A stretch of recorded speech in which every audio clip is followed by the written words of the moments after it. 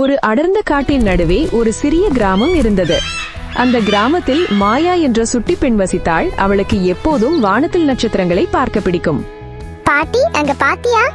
இன்னைக்கு அப்பாவும் அம்மாவும் நிலாவுக்கு பக்கத்திலேயே இருக்காங்க. அப்பா சொல்வார், ஒவ்வொரு நட்சத்திரமும் ஒரு கனவுதான் என்று. என் கனவுகள் எப்பொழுது நிஜமாகும்?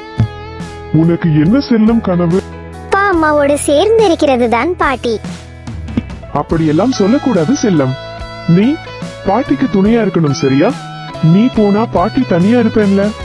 நீ எப்போதும் பாட்டிக்கு கூட தான் இருக்கணும். போ பாட்டி. என் கூட விளையாடுற எல்லாருக்கும் அவங்க வீட்டிலேயே அப்பா அம்மா கூடவே இருக்காங்க. என் அப்பா அம்மா மட்டும் தூரத்துல நட்சத்திரமா இருக்காங்க. எனக்கும் அவங்க கூடவே இருக்கணும்னு ஆசையா இருக்கு. வேணும்னா நீயும் என் கூடவே வந்துரு பாட்டி. நான், அப்பா, அம்மா, நீ. நம்ம 4 பேரும் ஒன்னா இருப்போம். நீ சொல்ற மாதிரியே நாம 4 பேரும் ஒன்னா இருப்போம். உனக்கும் என்ன மாதிரியே வயசாகும்ல, அதுக்கப்புறமா ஒன்னா இருக்கலாம், சரியா? மாயா அப்படி பேசுவதை கேட்டு பாட்டி மிகவும் வருந்தினாள். மாயா சிறு பிள்ளையாக இருக்கும் போதே அவளுடைய அப்பாவும் அம்மாவும் ஆற்றில் வந்த வெள்ளத்தில் சிக்கி இறந்து போனார்கள். அன்றிலிருந்து பாட்டிதான் மாயாவை கவனித்து வருகிறார். மாயா அப்பா அம்மாவை கேட்கும் போதெல்லாம் வானத்தில் பிரகாசமாக மின்னக்கூடிய நட்சத்திரங்களை காட்டி அவைதான் உன் அப்பா அம்மா என்று சொல்லியே வளர்த்தாள். ஒரு இரவு மாயா தூங்கிக் கொண்டிருந்த போது அவளது அப்பாவும் அம்மாவும் அவளது கனவில் வந்தார்கள். மாயா, மாயா, கவலைப்படாதே, நாங்கள் எப்போதும் உன்னுடனே இருப்போம். அப்போது ஒரு ஒளிக்கீற்று வானத்திலிருந்து சாளரத்தில் நுழைந்தது. அது ஒரு மினுமினுக்கும் விதை.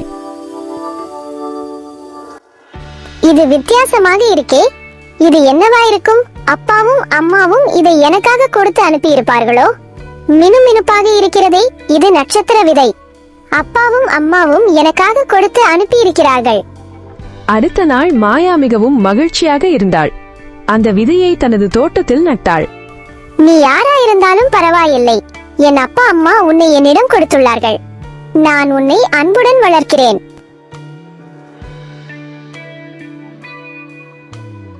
நாட்கள் கடந்தது. ஒரு நட்சத்திரம் போல மின்னும் செடி மாயாவின் தோட்டத்தில் பூத்தது. அவளது செடியை அருகில் போய் பார்க்க வேண்டும் என்பதற்காகவே அக்கம் பக்கத்து பிள்ளைகள் அவளோடு நெருங்கி பழகினார்கள். இதற்கு என்ன பெயர் வைப்போம்? நட்சத்திர செடி. ஆமாம், பொருத்தமான பெயர், அழகான பெயரும் கூட. ஒரு நாள் மேகங்கள் கூடின. இரவு வானத்தில் நட்சத்திரங்கள் தெரியவில்லை. மாயா தன் அம்மா அப்பாவை எதிர்பார்த்து வானத்தை பார்த்து கொண்டே இருந்தாள். ஆனால் நட்சத்திரங்கள் அன்று வானத்தில் தெரியவே இல்லை. அதனால் மாயா மன வருத்தத்துடன் சாப்பிடாமல் தூங்கிவிட்டாள். இது போன்று வானத்தில் நட்சத்திரங்கள் தெரியாத பல இரவுகள் சாப்பிடாமலேயே தூங்கிவிடுவாள். பாட்டி எவ்வளவு கெஞ்சி கேட்டுக்கொண்டாலும் சாப்பிட மாட்டாள். விளையாட்டு பிள்ளைய சமாதானப்படுத்துறதுக்காக நட்சத்திரம் தான் அப்பா அம்மான்னு சொன்னேன். அதையே உண்மைன்னு நம்பிட்டு இருக்காளே, நான் எப்படி அவளுக்கு புரிய வைப்பேன் கடவுளே? அன்று இரவு நல்ல மழை பெய்தது. விடியல் காலை மாயா எழுந்து தோட்டத்தில் சென்று பார்த்தாள். நட்சத்திர செடி வாடியிருந்தது. பாட்டி, என்னாச்சு? என் செடி ஏன் வாடுது? உன்னால் தான் மாயா, செடி வாடுது. என்னாலயா? நான் என்ன பாட்டி தவறு செய்தேன்? ஆமா மாயா, உன்னாலதான் செடி வாடுது. இந்த செடிய உன் அப்பாவும் அம்மாவும் நீ சந்தோஷமா இருக்கணும் உனக்கு கொடுத்தாங்க. ஆனா நீ என்ன பண்ற? சரியா சாப்பிடுவது இல்ல, தூங்குவது இல்ல.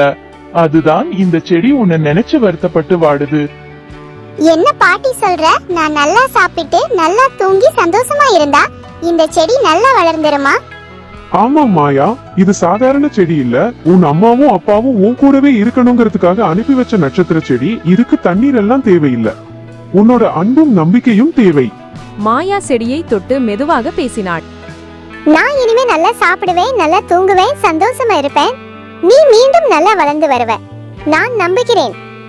அடுத்த சில நாட்களிலேயே நட்சத்திர செடி முன்பை விட பிரகாசமாக வளர்ந்தது. மாயா ஒரு நம்பிக்கையின் நட்சத்திரம்.